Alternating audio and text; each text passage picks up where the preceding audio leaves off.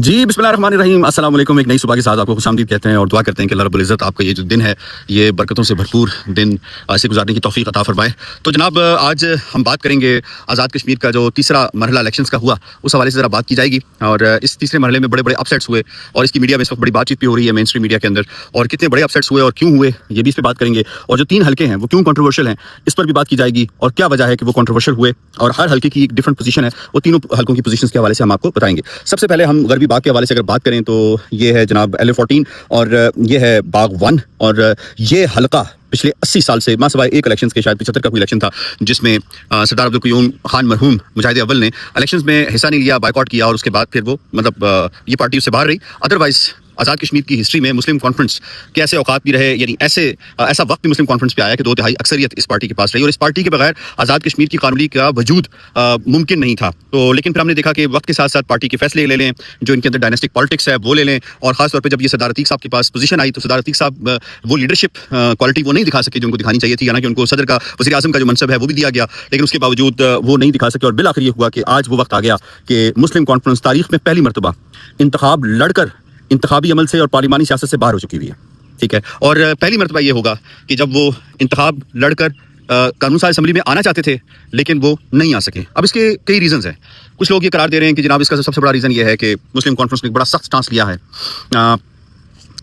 Joint अवामी action committee, कलदम joint अवामी action committee के हवाले से, तो ये उनकी एक हार का वजह बनी है।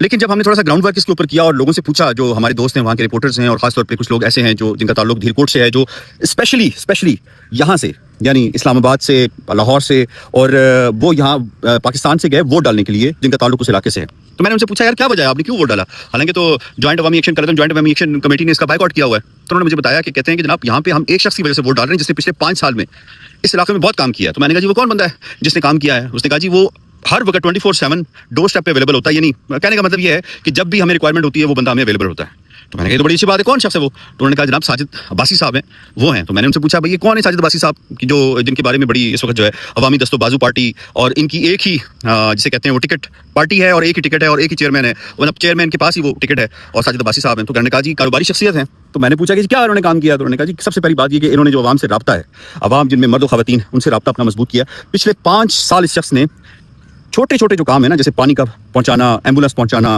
गरीब लोगों को जो आज़ाद कश्मीर के यहाँ पे आते हैं, इस्लामाबाद में या और इलाकों के अंदर आते हैं, वहाँ पे उन्हें खाने की सहूलत तक देना, तो ये तमाम जो काम हैं उसने किए। और पैसे वाला बंदा है कि उसकी एक NGO फाउंडेशन भी है।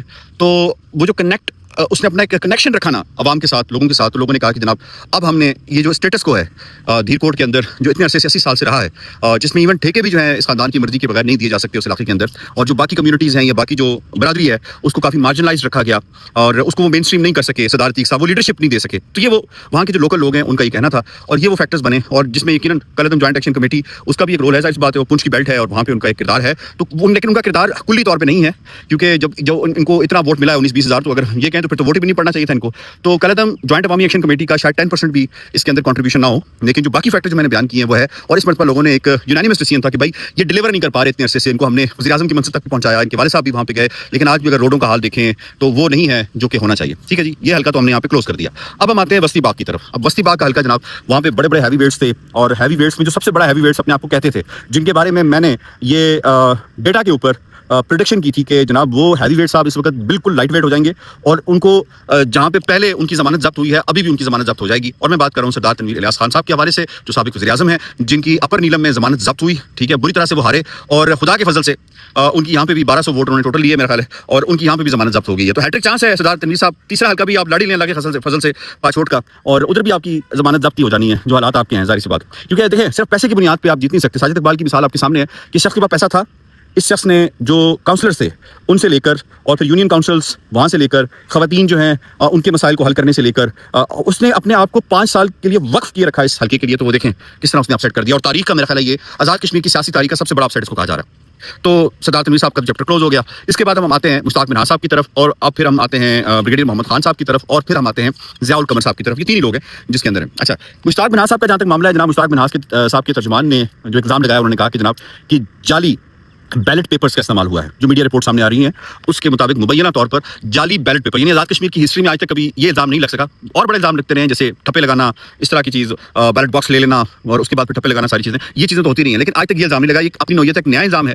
اور دوسرا یہ ایک ہے کہ جو وسطی باغ ہے اس کا جو رزلٹ ہے وہ اس لیے روک دیا گیا اور 15 اگست کو ڈیٹ اس لیے لائی گئی کیونکہ وہاں پہ کئی پولنگ اسٹیشن ایسے ہیں جہاں پہ ووٹنگ ہی نہیں ہوئی، لوگ ہی نہیں آئے. جو صحیح بات، جو میڈیا رپورٹس آ رہی ہیں، جو میرے وسطی باغ کے دوستوں سے بھی بات ہوئی، انہوں نے کہا جی کہ کچھ پولنگ اسٹیشن ایسے ہیں جہاں پہ لوگ آئے ہی نہیں. اب اس میں کلدم جوائنٹ ایکشن کمیٹی کا کردار ہے یا موسم کا کردار ہے، یہ کیا ہے، یہ تو 15 اگست کو پتہ چل جائے گا. اگر 15 اگست کو بھی خالی رہتے ہیں تو پھر یہ آ جائے گی. تو ایک طرف الزام آ گیا اور ایک طرف کہ کیا وجہ ہے کہ 15 اگست کو دوبارہ ووٹنگ کیوں ہو رہی ہے. اب ضیاء القمر صاحب جو ہیں، ضیاء القمر صاحب ایک سمجھ لیں کہ ایک نسبتاً نوجوان کھلاڑی ہیں سیاسی طور پہ، لیکن خانوادہ ان کا سیاست سے بہت پرانا ہے. ان کے والد صاحب جو ہیں اس طرف بھی ہم آتے ہیں تو ان کو کافی یہاں پہ ایج حاصل ہے. اور اب تک کی جو اطلاعات موصول ہوئی غیر حتمی غیر سرکاری نتائج کے مطابق اب تک جتنا بھی رزلٹ آیا ہے اس میں ضیاء القمر صاحب لیڈ کر رہے ہیں. ٹھیک ہے، میں نے جیت لفظ استعمال نہیں کیا، لیڈ کر رہے ہیں. 15 اگست کو فائنل پتہ چل جائے گا، 15 اگست کی شام 6-7 بجے پتہ چل جائے گا جو بھی فائنل فیصلہ ہوا. اب آتے ہیں تیسرے حلقے کی طرف جہاں پہ جناب مقابلہ ہے سردار میر اکبر صاحب پاکستان مسلم لیگ نواز اور سردار قمر زمان صاحب جو کنگ آف مندیال جن کو کہا جاتا ہے، دونوں ایک ہی قبیلے سے ہیں. تو اس میں سردار میر اکبر صاحب جو ہیں وہ لیڈ کر رہے ہیں یہاں پہ. لیکن یہاں پہ بھی جو کچھ اسٹیشنز کے بارے میں ہے کہ وہاں پہ عملہ نہیں پہنچا اور یہاں پہ بھی 15 اگست کو جو پولنگ اسٹیشنز ہیں وہاں پہ پولنگ ہوگی اور حتمی رزلٹ جو ہے پھر بعد میں آئے گا. لیکن ابھی تک جو میر اکبر صاحب ہیں وہ اس پہ لیڈ کر رہے ہیں جن کے پاس پاکستان مسلم لیگ نواز کا ٹکٹ ہے. پہلے وہ پی ٹی آئی کے ٹکٹ پہ کامیاب ہو چکے ہیں. ٹھیک ہو جناب، اب ہم آتے ہیں آخری حلقے کی طرف اور وہ ہے حلقہ حویلی کا، کہوٹا کا، فارورڈ کہوٹا کا.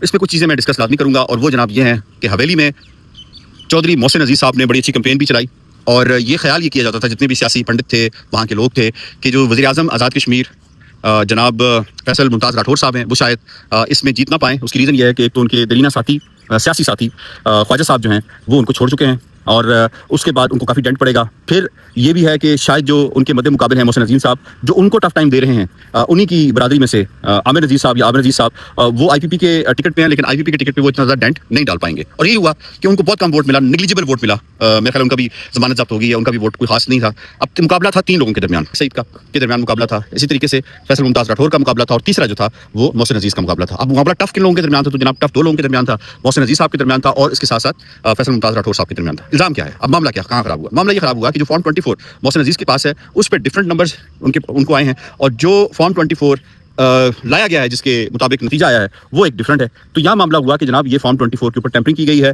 اس کو تبدیل کیا گیا ہے.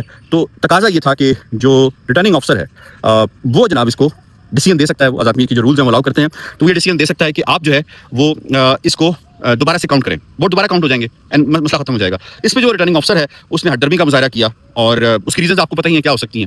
تو ہٹ درمی کے مظاہرے کے نتیجے میں یہ ہوا کہ پھر 10,000 سے زائد لوگ جو ہیں وہ ریٹرننگ آفسر کے دفتر کے باہر آ گئے. پھر کچھ معاملہ امن و امان کا کریٹ ہو گیا. پھر آزاد کشمیر پولیس کی جانب سے پھر ان کو ڈسپرس کرنے کے لیے شیلنگ کا بھی مبینہ طور پر استعمال کیا گیا اور اس کے بعد پھر فائنلی یہ ابھی تک ڈیسائیڈ ہونا باقی ہے کہ اس کا کیا ہونا ہے کیونکہ ابھی تک اس کو بھی حتمی اور سرکاری نتیجہ ہم نہیں کہہ سکتے. ابھی تک جو معاملات آ رہے ہیں وہ یہی آ رہے ہیں کہ یہ یہاں پہ بھی کنٹروورسی ہے. اور کیا یہ اچھا ہوتا کہ فیصل ممتاز راٹھور صاحب جو وزیر اعظم ہیں، موجودہ وزیر اعظم ہیں آزاد کشمیر کے، وہ بڑے دل کا مظاہرہ کرتے اور یہ کہتے ہیں جناب کہ کوئی بات نہیں ہے، پریس کانفرنس کرتے کہ جو میرے مخالف محسن عزیز صاحب کہہ رہے ہیں میں اس پہ عمل کرتا ہوں اور جناب یہ گھوڑا اور یہ میدان ہے، کھولیں بیلٹ باکس، دوبارہ سے کاؤنٹنگ ہوگی، دوبارہ سے فارم 24 ایشو ہوں گے اور وہ فارم 24 سب کے پاس ہوں گے. پریزائڈنگ افسر کے پاس بھی وہی ہوگا، الیکشن کمیشن کے پاس بھی یعنی وہی ہوگا اور جو کینڈیڈیٹس ہیں یا ان کے پولنگ ایجنٹس ہیں ان کے پاس بھی وہی ہوگا اور ہم سب چیزیں مانتے ہیں. تو یہ جناب سارا کا سارا معاملہ ہے. اور لیکن فیصل ممتاز راٹھور صاحب معذرت کے ساتھ آپ نے جو ٹیسٹ آپ کے آئے ہیں، میں بطور ایک شہری اسٹیٹ سبجیکٹ آزاد کشمیر کے کہوں گا آپ نے اللہ کی فضل سے سارے ٹیسٹ بڑے نمایاں نمبروں میں فیل کیے ہیں. ٹھیک ہے، اس سے زیادہ میں کچھ نہیں کہہ سکتا. جو لیڈرشپ آپ کو اس وقت دکھانی چاہیے تھی آپ نے وہ لیڈرشپ نہیں دکھائی. آپ کے والد صاحب مرحوم ممتاز راٹھور صاحب جو ہیں ان کی یعنی آپ کہہ سکتے ہیں کہ ان کی انسان محبت کی گواہی نا تاؤ بٹ سے لے کر اور بھمبر تک دی جاتی ہے. ٹھیک ہے، میں میرے بڑے جو ہیں وہ آپ کے والد صاحب کے بڑے جسے کہتے ہیں نا ان کی سیاست کے بڑے مداح تھے اور جس طرح وہ انسان دوست تھے، لوگوں سے ملتے جلتے تھے، محبت سے پیش آتے تھے، اس کے بڑے مداح تھے. جو بھی ان کو بلاتا وہ چلے جاتے تھے. لیکن فیصل ممتاز راٹھور صاحب آپ نے نا اس حوالے سے مایوس کیا ہے. آپ کو بڑے پن کا مظاہرہ کرنا چاہیے تھا اور اگر کوئی چیزیں مینیج آپ کر بھی رہے ہیں تو اس طریقے سے کریں جس میں سیاسی اخلاق جو ہے وہ کار فرما رہے اور جس کے اندر کوئی اس قسم کا ایشو نہ ہے جس کے اندر آپ کو کل پرابلم اور مسائل کا سامنا کرنا پڑ سکے. آپ کی بڑی لمبی سیاست ہے فیصل ممتاز راٹھور صاحب، ابھی تو آپ کے پاس بڑا ٹائم ہے. تو کوئی نہیں، اگر آپ ہار جاتے ہیں مان جائیں اور مخالف سے کہیں کہ جناب جو آپ کہتے ہیں ہم وہ کہتے ہیں. تو اس سے بڑی اور کیا بات ہو سکتی ہے؟ تو حکومت تو آپ نے بنانی نہیں ہے، یہ تو بات ہے. حکومت تو آپ بن رہی ہے مخالف پارٹی کی یعنی پاکستان مسلم لیگ نواز کی. تو اگر آپ اس کو ایکسیپٹ کر لیتے تو آپ کا قد بڑھنا تھا، کم نہیں ہونا تھا. تو میں یہ کہوں گا پر اس حلقے کا بھی فیصلہ ہونا ہے. تو آزاد کشمیر کے یہ سارا معاملہ ہوا نا سامنے، جتنے ہیوی ووٹس ملے ہیں اتنے ووٹ پہ ٹھپے تو کوئی نہیں مارتا، یہ تو آپ کو پتہ ہے، مجھے بھی پتہ ہے. تو کل عدم جوائنٹ عوامی ایکشن کمیٹی کو بڑا واضح پیغام ہے کہ عوام نے اس معاملے میں کہ آپ ڈنڈے اور لاٹھی کی ایک قسم کا حربے پہ یقین رکھتے ہیں، آپ کو مسترد کر دیا ہے. آپ کے پوائنٹس اپنی جگہ جائز ہیں، میں پھر کہہ رہا ہوں 38 پوائنٹ آپ کی جگہ، اس میں سے ایک پوائنٹ ماجرین کا وہ بھی بات چیت کے ساتھ حل ہو سکتا تھا اور جائز ہیں، لیکن آپ کا طریقہ کار غلط ہے. لوگ مجھ سے اکثر پوچھ رہے ہیں کہ جناب اگر ہم جائز تھے، ہمارے پوائنٹس جائز تھے، تو پھر ہم پہ یہ کیوں ہوا؟ تو جناب آپ اس لیے ہوا، ایک تو آپ پروپیگنڈا کرتے رہے، آپ نے ریاست کے اوپر حملہ آور ہونے کی کوشش کی، آپ نے غلط طریقہ استعمال کیا، ٹمبر کے سوٹے کا، ٹھیک ہے، اور اس کے ساتھ ساتھ پھر آپ نے گن کا استعمال کیا، یہ شواہد موجود ہیں ویڈیوز کے اوپر، اور آپ نے ریاست کے اوپر حملہ آور ہونے کی کوشش کی، آپ نے پاکستان کی دشنام ترازی کی. یہ ہے آپ کے قصور جو کہ معاف نہیں کیے جائیں گے اس حوالے سے. جن لوگوں کو آپ نے قتل کیا، جن پولیس والوں کو وردی میں جن کی انتڑیاں آپ نے نکالی، تو معاف تو نہیں ہو سکتے اس حوالے سے. بہرحال جناب آج کا یہ ولاگ اتنا ہی. یاسر رحمان کو دیجیے اجازت، اللہ نگہبان.